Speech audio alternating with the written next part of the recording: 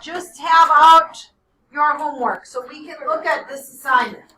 So if you're looking at this assignment, question like number 5 and number 8 have fractions in it, and 13.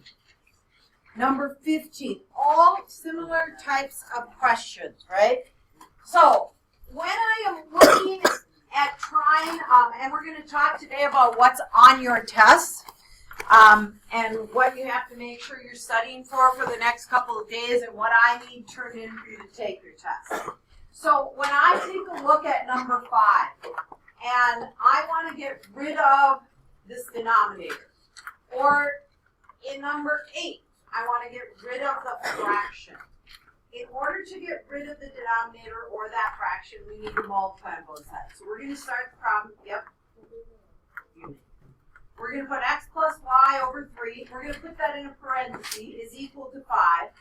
And I am trying to get rid of that denominator 3, which means if I want to get rid of that, what I'm really going to be doing when I solve the problem is multiplying by 3 over 1, because this will eliminate it.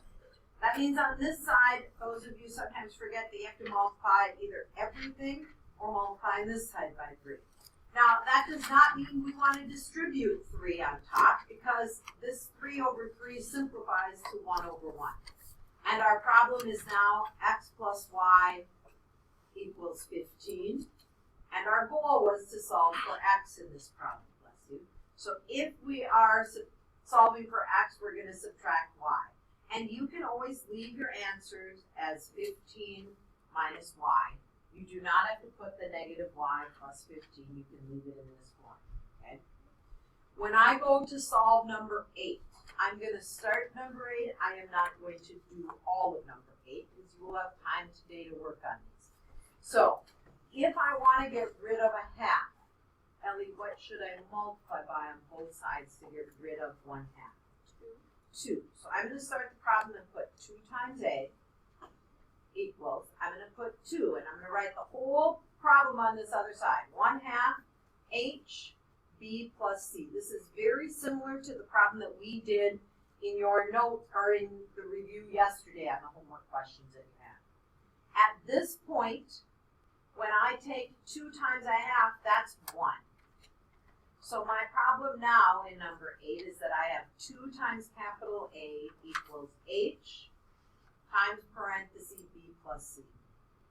Now I had some people decide, you know what, I need to get rid of that parenthesis by multiplying. But remember, our goal is to get the b plus c by itself. So if I have h times that, what could I do to get rid of the h in front of it? I'm going to divide both sides by h. So what's nice about this, and you guys are almost done with the problem, is you have 2 times capital A over h equals b plus c. And you are trying to solve for the b, okay, as you look at that problem. I'm not going to finish it. You should be able to finish it. Number 15, that's so close to number 5. What do you need to do to start off number 15? We're trying to get z by itself. How do I get rid of dividing by 6? Well, multiply by 6. So when you start number 15, I should see 6 times the x equals 6 times y z over 6. And these cancel. I am not finishing the problem. You guys can do that as you are looking at that one.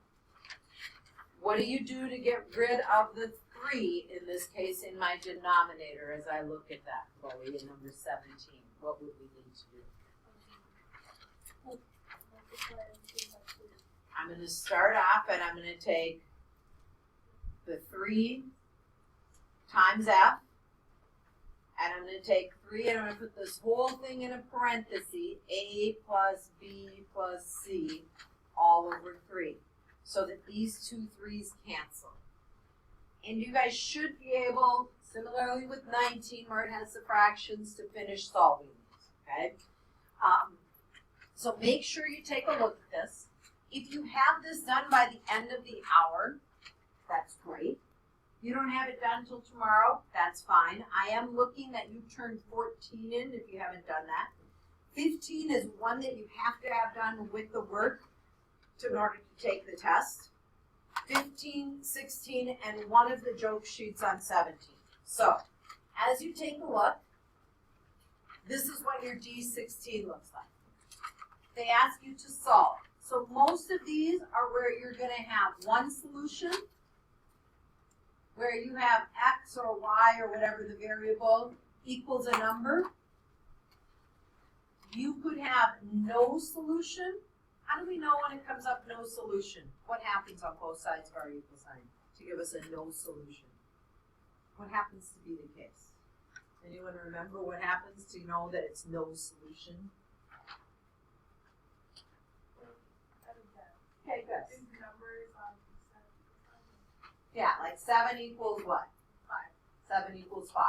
When I get that, that's when I'm going to write down X equals no solution, right? Whereas if I get X equals a number, a fraction, decimal, I put that number. But it is no solution if I get 7 equals 5. And if X is equal to all real numbers, what does that one look like? Someone want to tell us? Raise your hand. X equals all real. What would it look like when I solve this complex problem? Brett? 2 equals 2. So remember, in all cases, that you always want to move your variables first when you're doing these. And then the mistake that I'll have some people make on question number 1 as you're looking at D16 is they think that they should subtract 3z from both sides. Should I subtract 3z from both sides of the equal sign? First off, is there a z on the other side of the equal sign? All my variables are on one side. So there's practice on this worksheet with eliminating the decimals where you could multiply by 10, okay?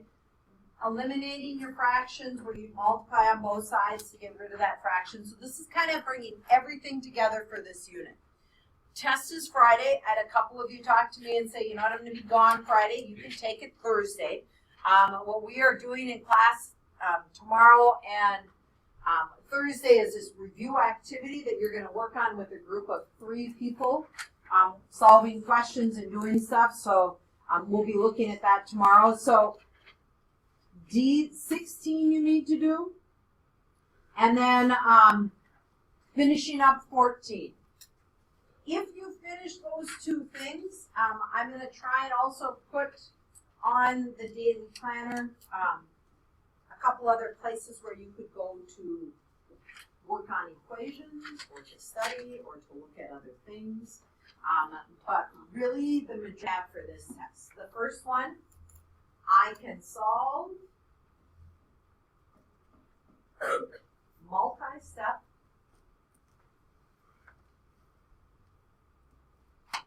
equations including literal. You will have fraction ones, you'll have a decimal one, you'll have at least 2 literal equations like where you have to solve for a weird variable, or where you have to solve for y, like our quiz yesterday.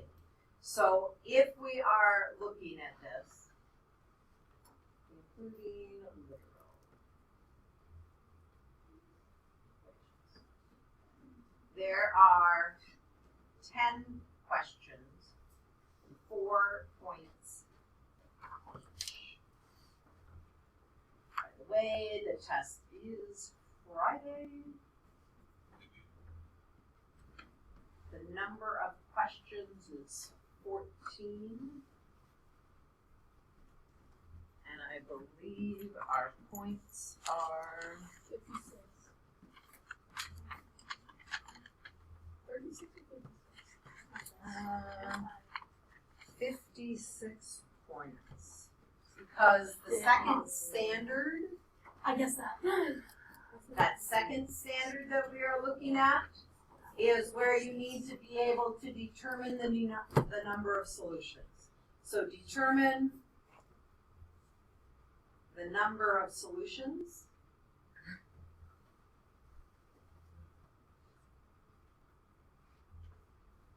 To an equation. This is what we were just talking about on that last one, that we will have one solution. if you have x equals any number.